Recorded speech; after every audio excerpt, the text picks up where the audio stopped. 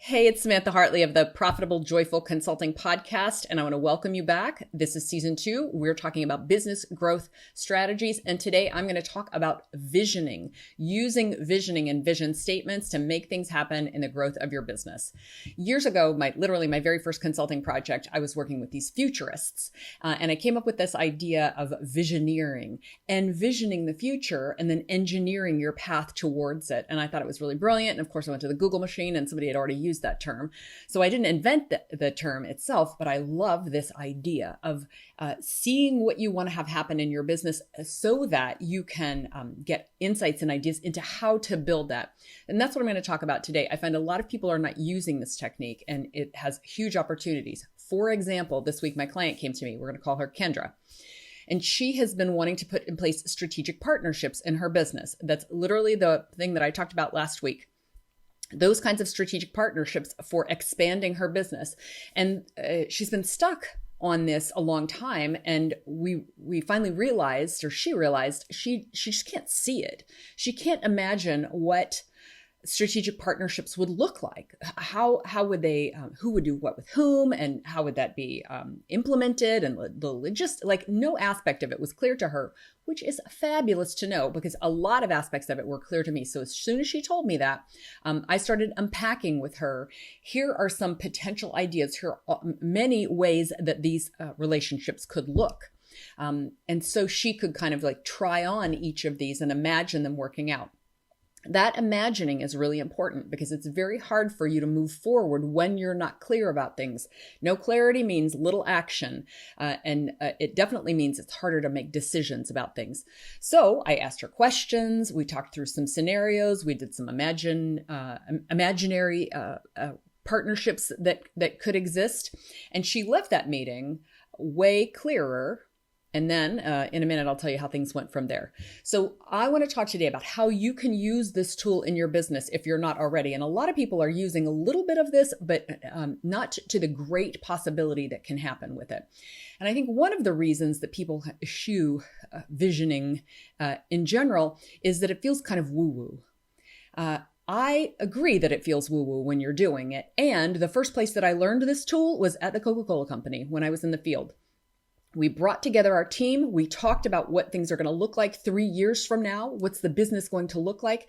Everybody contributed. We built that illustration of the future company. And then our marketing strategies and business strategies were all constructed to lead us through that vision of the future. So this is what you can do in your business. It's a powerful tool that global multinational corporations are using, and you can use too. So I'm going to go through 5 really good reasons why you should do it, in addition to the ones I just shared, and then all of the areas of your business where you might begin to apply this. So first, let's look at what a vision statement is. I consider it a very detailed description of this potential future for your business. One of my favorite terms for it is it's a picture of success. And we use this all the time in our work in Moscow when I was with the Coca-Cola Company. We're describing across language barriers and across understanding barriers. Like we're bringing something that people have never done before to them in, for example, merchandising. Like, what do we want this shelf to look like? What should this fridge look like? Like, what should this display look like? It's difficult to kind of write down in words and describe it. So can we create just a picture of it? And we would create, literally, people would have a picture of what they're supposed to match with their work. And this is doing that with words. Sometimes you can have images if you have images for what you want the future of your business to be. But build a picture of success for your business. It's got a lot of detail in it, and it's evocative. Like when you read it, it should like excite you. One of the funny things about it is, I mean, this isn't funny, it's wonderful, is very often people will cry when they're writing this because it's this thing that we're yearning for. Like the reason all of us go through the work that we put in our businesses is because we're building something, we're building towards something. And the idea of that thing coming true is very moving for a lot of people. So write this, describe it as a picture of success. What does success look like? It really answers the question, When our intentions are fulfilled and we've achieved the outcome that we desire, what will it look like? How will it feel? And what will be true? A wonderful thing about vision statements is that they're not just visual, they're describing many aspects of your future. If we flash forward 3 years into the future of the thing that you're building, yes, it's like, what will it look like when I look around? But also, what's the culture like in your business? What kind of a contribution are you making? What's the environment look like? Who works there? What activities are you doing? What reputation do you have? What emotions do people feel working there? So you get to describe this multi-layered experience of this future state of your business. A vision statement can be both analytical and emotional. It can really work on both of those levels because you're describing things that are true, like we're achieving these kind of goals and targets, and it also feels energizing to work in this place, or people feel like they're making a contribution. We have compassion for our customers. You can really weave all those elements into it. A vision statement is not a mission statement because a vision statement is describing how things will be, whereas a mission statement is describing what you will do. And I like to write a vision statement in the present tense because it's kind of like an affirmation. For example, our offices are filled with a spirit of abundance, smiling faces, and incoming phone calls from perfect clients. So why do we do vision statements? I mean, why do they work? Well, one of the things that we know from elite athletes, the downhill skiers, before they do their Olympic runs and when they're off the course and not actually practicing, they'll just imagine themselves having a perfect run. We know that Michael Phelps would imagine himself swimming. Well, why is that? It's because the subconscious mind, as I understand it, believe me, I'm no neuroscientist, but the subconscious mind can't tell the difference between something you vividly imagined and something you're actually doing.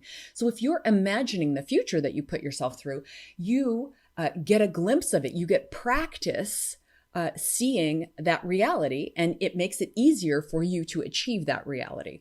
One of the things I love about them is you're creating something that's potential. And if you create anything in the future that you don't like, or if as you're realizing that vision statement, you don't like it, you get to erase it and make a new reality. So it's a really empowering way to see how you want things to be, and then get yourself on the path to doing it, just like an elite athlete. Just like an elite athlete, it's easier to achieve what you have previously seen yourself doing. You can make it reality. Vision statements are specific the way they're written and aspirational. You dream big. And when you read that, it should feel inspiring. And when you are inspired, then it motivates you to take action.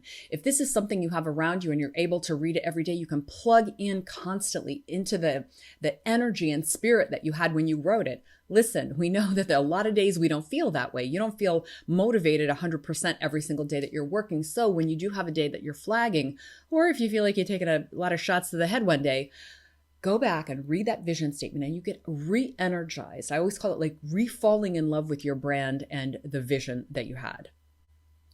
A lot of people are surprised at me when they hear that I'm not a goal-driven person and I don't run my business according to goals. And people will wonder, like, well, how can you get anything done? And how do you ever achieve anything?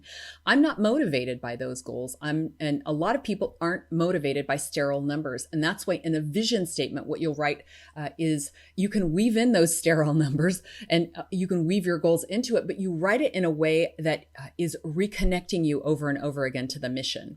And I'll give you an example. Which is more motivating to a startup business? Our year-end sales of 5,000 units? Or it's the end of the year and we have nourished health-conscious teens 5,000 times with our delicious energy bars? It's not that I'm not trying to achieve anything in my business. It's that the way that I motivate myself is different than with specific goals. A vision statement sparks and stretches the imagination. So even if you've put it, 6 months away, you weave in all kinds of potential ideas and those opportunities and insights and things that you might dream about. You dream differently for a future that's even slightly far away than you do for what you're doing today. So I see so often people get surprised by what comes up and what they weave into that vision statement. And again, it's inspiring and motivating. And lastly, by envisioning your future, you actually kind of metaphorically visit it. And when you're sitting in that future state, you can look back at where you were and you can see your path clearly. It helps you to anticipate opportunities and also obstacles. Like, what are the things that could sabotage our success on our way to this place? You get more insights into that, and it becomes easier to build that future that you've visited. As I mentioned, don't like anything in that future, erase it and write in something new. You are in control of that. So think of this as a way to create the future that you want by visiting it and then building a path back to where you are right now. So here's the super cool part of visioning as an exercise. You can use it to envision the ultimate business that you want to have. Like, when I have gotten everything that I ever wanted to achieve out of the business, what's it going to look like? Now, for some people, and this really includes me, I can't think that far ahead. I can't dream that far ahead, but I can dream on a 3 to 5 year time horizon. And I can, and I love to do planning in smaller increments than that. So you can write the 3-year vision, or 5 or 100, whatever works for you. And then write in the smaller increments in which you're literally planning right now. So a 1-year vision statement. In a year, it's really easy to do. Look at the things that will be true and you can incorporate them. And then look, what about a 3-month vision? What about a 1-month vision? You can do a vision for your perfect day. When you envision these things, it makes it clearer what they would actually look like. And again, this exercise is simply sit down, brainstorm, dream, ideally bring in a thought partner for you, or incorporate your team if they're going to be a part of this.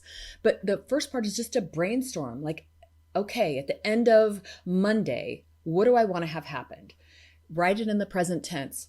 I'm sitting at my desk. I'm writing my 3 big priorities for tomorrow. Already, I'm delighted and excited and relieved to know that I've already finished these things. This went so smoothly.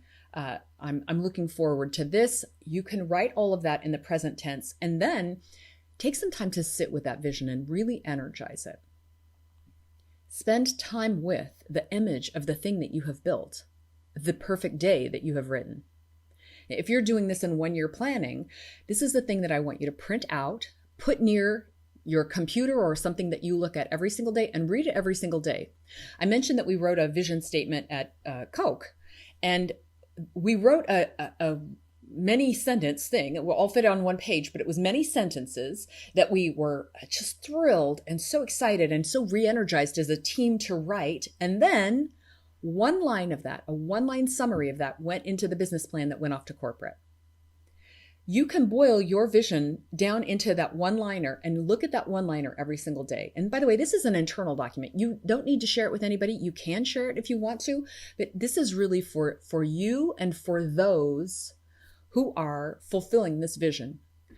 Here's some other cool stuff you can use this for. Perfect client. If you think back to episode 1, and if you haven't seen it, please go back and take a look. Episode 1, I talked about envisioning your perfect client. For so many people, they're like, I don't know, I'm not attracting my perfect clients, and I don't know who my perfect client is. And what do? Imagine, envision your perfect client. So I shared an exercise about envisioning them in that episode. Definitely you want to do that if you're not attracting your perfect clients, or if you feel like your perfect clients are evolving and you're not on top of what they are going to look like in the next 6 months. How are they going to be in the next month, 6 months, year? So do that exercise then. Team. I may have mentioned this in the team episode, which was a few ago, but if you have struggled to attract good team members to you, or if you're like, I got a place in my company for a new person, but I don't know what that role is and I don't know what they could look like. Again, run through this process for that, because you can envision who your new team member is. You can envision them. Well, if I were to plug them into the team, then you get to see the movie before it happens, right? And again, don't like the movie, rewrite the script, but visit the future, envision it. What will it look like with this new team member? You can do this with a marketing activity of any kind. I just did it with a client for an event that he's putting on. Imagine it's happened and you and I are talking on our call, the first call that follows that. What do you want to be telling me about how that event went? It was amazing. I have this many new leads. This many people attended it. Here's what happened at it. It went so smoothly. It exceeded my expectations. There were these delightful surprises. That's creating the vision for a thing that's happening in the future from your future self as if it happened in the past. Well, that was super complicated to say. And then, etc. You can use visioning for almost anything that you want to do. Have a difficult conversation that you have to have, envision it going smoothly. For some people, it's a block for them to kind of see things. So when I'm saying envision, they're thinking, I can't really see anything when I do that. So I will often explain to people, I'm a visual person, but what I see are words. So the visioning process that I do is I write down the words describing that reality. Some people are visual and they'll do, collages or storyboards or vision boards or things like that. Whatever is your access point into this, it could be, you kind of sing the song of it or it's a dance. Whatever is the thing that is going to make that work for you, that you can visit the future and then be able to create it. So I told you about at the beginning about my client, Kendra, who was struggling to envision what strategic partnerships would look like. We talked through it very clearly, got a lot of ideas of potential partnerships and how they might look. The next day, she had a meeting with somebody that she'd been in talks with that never seemed to kind of go forward, like nobody could really get clear about things. She came into that meeting. They outlined a strategic partnership, boom, boom, boom, like that. And that is going to turn into, I'm just envisioning for her a 7-figure deal minimum. So getting clear about things, envisioning how you want them to be, even if it's you doing it from your side, you influence others to reciprocate and come into your reality and deliver you that. I've seen this happen over and over again. If there's unclarity in a situation, if you get clear, they suddenly get clear. And then in that case, you know what you want. You're in a position of control, clarity, decisiveness. So it's, again, it's a tool that feels so woo, but actually it can just explode your business. You can create whatever you want, but you can't create anything if you're not clear about what that is and if you can't really see it. So for today, what I encourage you to do is set aside some time, envision whether you want to envision your business in 3 years or whether you want to envision next Thursday going better. Whatever you want to do, set aside some time and create a vision statement for it. And I know that it will bring you the clarity that you need, and that will help you to take action on it. I hope this has been helpful, and I look forward to getting any questions from you. You're always willing to write me questions. You can actually record a question for me at enlightenedmarketing.com/podcast. There's a little widget on that page where you can record a question, and I would love to answer it on a future episode. With that, I am wishing you a profitable and joyful consultancy. Thanks for watching. Please like this video, subscribe to the channel, and click the bell to get video updates. Thanks.